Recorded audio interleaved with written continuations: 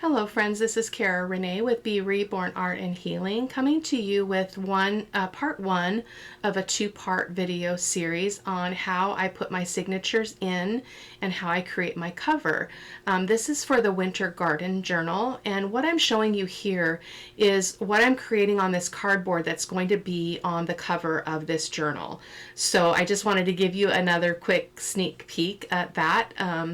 I don't know exactly what it's going to look like or how it's going to turn out, but that's kind of the prototype that I'm working with and what I'm planning on doing. I haven't done that kind of mixed media in quite a while, so we'll see how it goes.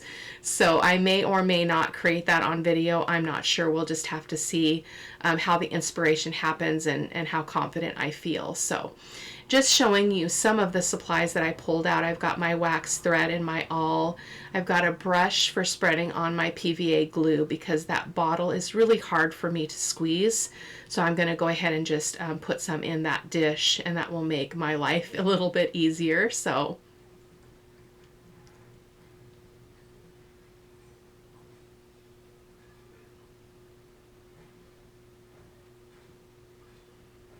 and then off camera, I went ahead and also cut out my cover pieces. So I have two pieces of chipboard that measure 6 inches by 9 inches. And I do show you those measurements here in a moment. And then the spine is cut 3 inches by 9 inches. So it is chipboard that I purchased off of Amazon. I find it to be very reliable, and it's not like bookboard thick, but it's thicker than like a recycled cardboard or a cardboard box or something that you pull from your recycle bin. You totally could use recycled materials here, but this is actually a journal that I'm doing as a giveaway for my 1,000 subscriber celebration. So I want to make sure that when I gift that it is the best that it can be. So here I'm showing you kind of why I choose a 3-inch spine when I do 3 signatures. I allow 1 inch per signature, and that just allows for normal expansion for when you put your pockets and your tags and all of the other bits of ephemera that you put in a journal. But it also allows for some room for additional pieces that are not a part of the journal. So maybe a folio or a notepad or something like that. We have room to put those in there because we've got room in the spine. So these are the fabrics that I'll be using. The gray is going to be the base, and then this pink fabric, which I shared in a previous video, is going to be used as an accent color. So here I decided I would go ahead and just show you what I had made in one of the previous videos called Fabric Ruffles and Such, where I made some ruffles for the very first time. I've never done it before, and some bits of fabric that I stitched on, some paper that I stitched on that I'm going to use in the journal. I just thought, in case you haven't caught that video yet, you could see what we had been doing. And then that white fabric, I apologize, that went really fast, is a kind of a glittery fabric, so I thought it might be fun to use somewhere in the journal or on the cover. I'm not sure yet. Still not entirely sure how it's going to go. I'm just really going step by step here.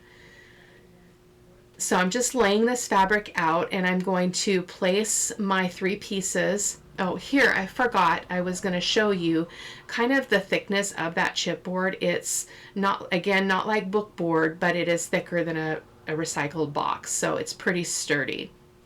I like to have a nice border around my pieces so that when I fold those sides over and the corners, I have plenty of room to work with. I don't like to cut it too close. If you're trying to conserve your material and your fabric, you do not need that much. You could get away with probably a 1/2 inch. Or an inch at the most. So, but again, I'm just sharing my technique. I'm sharing what I do, and there's definitely room for improvement. And so please feel free to take what you find helpful and leave the rest, because I'm definitely not the expert here by far. I think I've only made maybe 6 journals, so I'm not that person, so I just keep trying. So here, just grabbing my sewing scissors, and I'm going to go ahead and trim that side off there, and then we'll be trimming off the top as well. I wanted to go ahead and leave the chipboard pieces where they were, just so that I made sure that I could kind of somewhat cut that straight. I do end up measuring out and making a pencil mark on the that upper section, but then I do end up tearing the fabric, which was just fine. It created a little bit of an uneven edge, which I think I show you here in the video in a few minutes, but again, because we left plenty of room for we left leeway in terms of the amount of fabric hanging over, I wasn't concerned about that at all.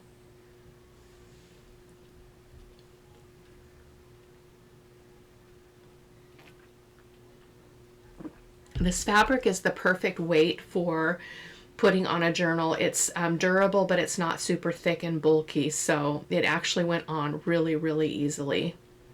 And here's just the tear. I love tearing fabric. It's so satisfying. Love it, love it. So just trying to get that straight edge there towards me, and then that's when I realized that the right edge there is somewhat crooked, but again, it's not going to matter. This right edge, rather. I think you know what I mean. I'm just here being just a human with you guys, so I hope you don't mind. So now we're going to go ahead and apply the PVA glue to each of these chipboard pieces and glue them onto the fabric. So I'm going to go ahead and just set this part to music, and you guys can watch, and then we'll catch up on the other side.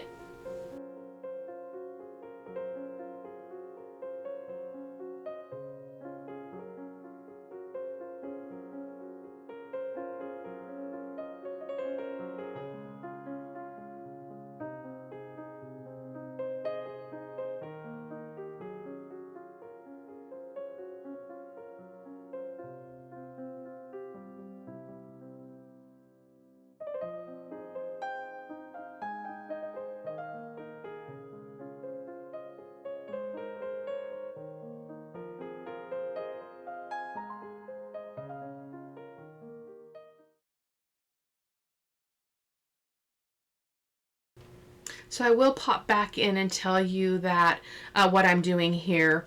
So I glue it down on the back side, and then I'm going to use my bone folder to smooth out any glue that is that's too heavy in places, and it just the bone folder works really well for just evening that out. So that's what I was doing there.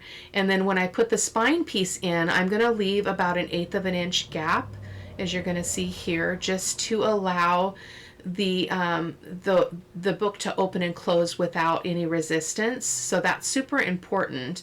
Now, of course, if you were using one piece of a box or something that wasn't split into 3 pieces, front and back and spine, you wouldn't need to worry about this. You'd have other things that you'd need to watch out for. But in this case, because it's 3 pieces, I am leaving a 1/8 of an inch gap. And it allows the journal to move, again, without resistance. And it also, I find, makes it kind of a floppy journal, which I like. My Winter Wonderland journal, when I would go to open it, it just would flop open, and I loved that. It made it much easier. I mean, I didn't write in it because it was a giveaway, but it would be an easy journal to write in because it would just lay a little bit flatter. So here, just going to go ahead and glue on that last piece.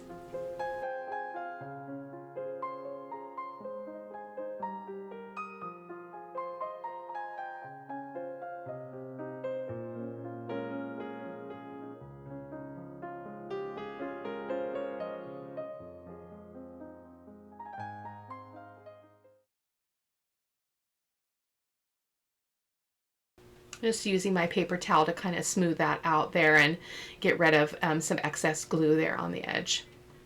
And then going to do the same thing here with my bone folder, just to smooth that out in case you have any, patches of glue that are heavier. You don't want that to show through. And because of the color of this fabric, nothing is showing through, which is awesome. And that's not always the case. If you use a lighter material, you can have some glue that shows. So that's kind of what I'm watching for. Here I was just talking about, you would want to be mindful at this point about the direction of your fabric or your image or whatever it is that you're putting on the front of the journal, or on the cover rather, and maybe make a mark as I was pointing to the top of each of those pieces, that you would maybe make an arrow so that you would know as you were working which way was up, because it's a sad thing when you glue something on upside down, and just because you don't don't realize it. So, and here we're going to go ahead and glue the corners. And again, I don't cut anything. I just fold that in at a 90-degree angle, and then I just go from there. And then I just fold the sides and glue them. I don't get a super crisp corner, but I don't mind that. And often I will put metal corners on anyway, and it covers it up. So you can probably check out other YouTube creators to see how they do that differently than this. I have just found I have the most success, and I'm the most satisfied with this process. So again, feel free to check out other folks, because you might find something that suits you better, but this is just what I do. Just using my paper towel so I don't get my fingers so sticky. In retrospect, I should have put something on this mat. It was not easy to get that glue off. Oh my goodness. I was using the magic eraser, I was using alcohol, I was using hand sanitizer, a little scrubby thing, because it was not coming off. So I would advise covering up your work surface before you do this. I don't know why I didn't, because I have mats and stuff in my drawer, so that was just a really, really silly thing.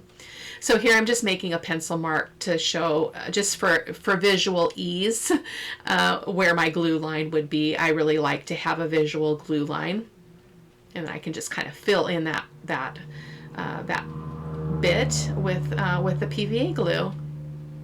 I have used Fabri-Tac in the past to put on my journal covers, to put on fabric, and I have never had any trouble. So I don't know if there's a preferred adhesive. I've used PVA glue and I've used Fabri-Tac. Some people use Mod Podge. It's just totally up to you and what you have on hand. So I just happened to have this PVA glue and thought I would go ahead and give it a try. So when I pull this up, I'm really tugging on that and really pulling it towards the middle of the inside of that cover, so that it's nice and tight along the bottom edge. So I'm going to do that all the way around the whole cover here.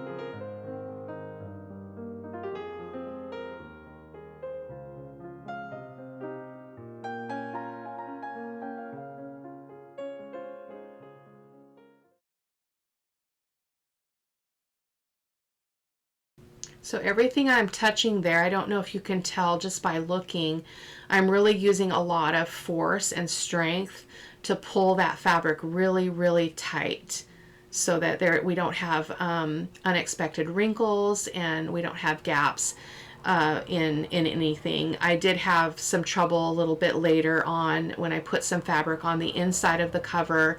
I didn't put enough in some places, and then the fabric will shift and things in kind of ways that don't look great, but that all gets covered up, especially on the inside of the journal, and the outside turned out beautiful, so I have no complaints. But that's just a little tip. Make sure you use plenty of glue so that you've got a really solid coverage. And then just finishing up with this final edge here.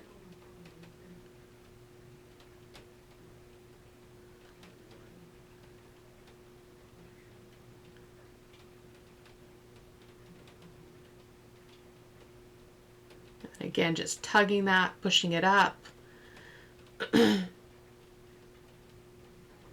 just kind of wiping it towards the center, which is by nature going to pull it tight along that edge.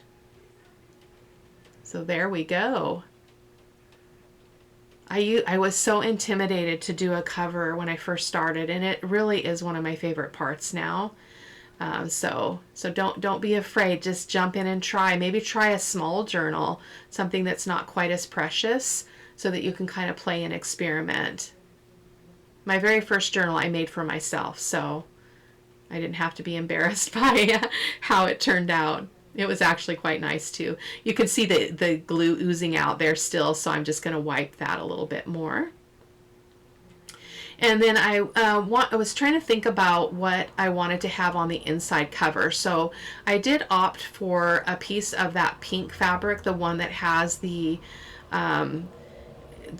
stars on it, that they look kind of like the Northern Star kind of thing. I guess that's what it looks like to me anyway. So I'm going to go ahead and tear that down to size so that it's just about, I don't know, maybe, I don't know, I don't even know my measurements tonight. So, not very far, from the edge there, kind of like you see there. I am going to trim off that bottom edge here in a second because it's kind of rolling and not looking like I want it to. And then we're just going to glue that on also with the PVA glue. I do want some of that unraveling and those rough edges, so I can fuss with that as we move through constructing the journal cover and getting the signatures in. I'll be playing with that a little bit more as we go along. So I went ahead and glued that fabric on, and then I cut 2 pieces of paper down from the kit, and I chose papers that have that pink tone in them because I really wanted to incorporate the pink into this journal because I think it's a really great contrasting color to the wintry colors that we're seeing throughout the pages. So each of those pages has those pink accents. So I thought it turned out really, really great. So I'm going to go ahead and ink those. And I do end up, oh, I guess I hadn't glued this on yet. We're still playing. Oh my goodness, silly me. So again, it's a work night and it's getting late and I should actually be winding down, but I have to do the voiceover. I try to do the voiceover as close to when I record it as possible. Otherwise, I lose some of the real-time sense of it and I can forget the details. So I'm pushing through tonight to get it done. So we're going to go ahead and glue that on with the PVA glue as well. And then we'll put those papers on. You certainly would not need the papers in addition to the fabric, but I didn't want the pink to be that bold. I want it to just be peeking out in different places throughout the journal. And so that's why I decided to go ahead and come in with the papers on the inside, the front inside cover and the back inside cover. So just to kind of help you understand why I would choose that.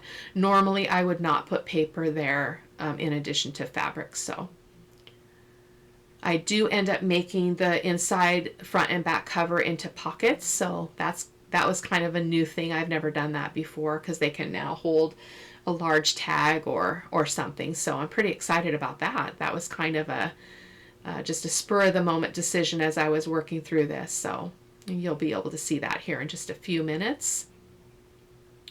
And again, trying to use plenty of PVA glue. I didn't get enough glue where those pieces connect. I should have really sopped that with the PVA glue because I did have the fabric moved and stuff when I tried to open and close the journal. So I would strongly suggest you use a little bit more than I did there, at least on those seams and the places where the book is going to open and close.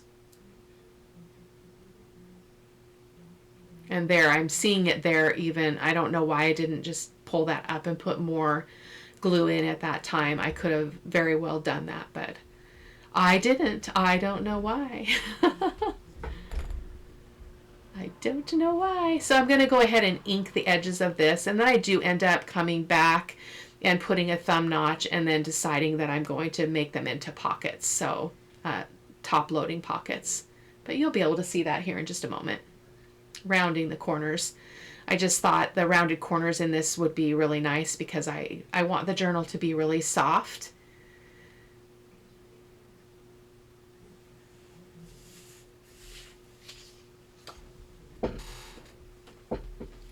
And so I will be, my Sunday's Art of Truth for February the 13th will be about this journal. It will be I will be doing the flip through, so I'll be talking about the inspiration for this journal and what the winter garden means to me. And so I hope that you'll check back and see kind of what my thought process was in creating this journal and why I chose the papers and what it means to me. So you can definitely come back and read about that. And that, again, that'll be on the flip through video. So just going ahead and doing my thumb notches there. And I did put them one on top of the other just so that they are kind of evenly spaced there. Kind of a neat little trick. So when I'm putting these papers down, I am trying to be mindful of where that book is going to close so that I don't crunch that paper.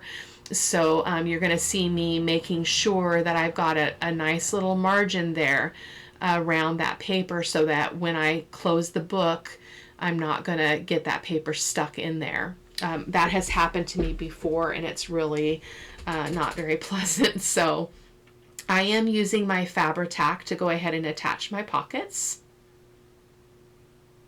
And then we are just about done, you guys. So in part 2, I will come back and we will be putting the signatures in. We'll actually be sewing them in real time into the journal using the wax thread. I'm using a white wax thread. And then we will also be putting on the cover that assemblage piece that has all of the clay and the wood bits, or what's that word? Chipboard, chipboard, the gate and stuff that I showed you earlier in the video. So you guys can come back and check that out. It's not going to be, I believe that this one is posting on the 7th of February and the second one will post on the 9th. So just 2 days later.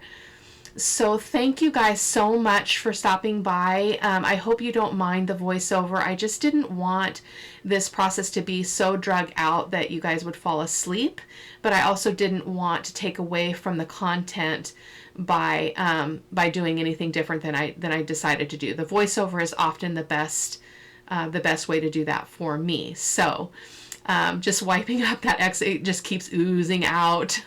So I hope that you guys will check back, and this will be a giveaway, so please keep checking back in the videos, and in the video description will be some details. Thanks so much, you guys. Bye-bye.